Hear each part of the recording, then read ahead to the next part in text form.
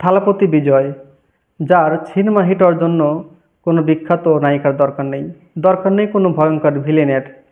সিনেমাতে তার নামটা থাকলেই যথেষ্ট।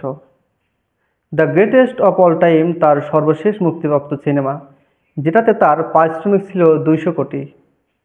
এবার বেশ ভালোভাবে গুঞ্জন উঠেছে যে তার সর্বশেষ যে সিনেমাটি হতে যাচ্ছে সেটার পারিশ্রমিক 275 কোটি। আমি একটা জিনিস চিন্তা করি, একটা প্রযোজক কতটা আত্মবিশ্বাস থাকলে একজনের উপর ভরসা করতে পারে। থালাপতি বিজয় বক্স অফিসে কিন্তু বেশ ভালো ব্যবসা করে, যার কারণে প্রযোজকরাও তার উপরে একটু নির্ভরশীল। প্রযোজক কিন্তু ঠিকই বুঝতে পারছে, যদি আমি থালাপতি বিজয়ের উপরে নির্ভরশীল হই, তাকে 275 কোটি পারিশ্রমিক দেই, এখানে আমি অবশ্যই লাভবান হতে পারবো। তাছাড়া একটা প্রযোজক কখনোই একটা অ্যাক্টরের উপরে এত টাকা ব্যয় করবে না, যদি না তার আত্মবিশ্বাস চরম লেভেলে থাকে। ইন্ডিয়ার মধ্যে এখন সর্বোচ্চ পারিশ্রমিক পাওয়া থালাপতি বিজয়।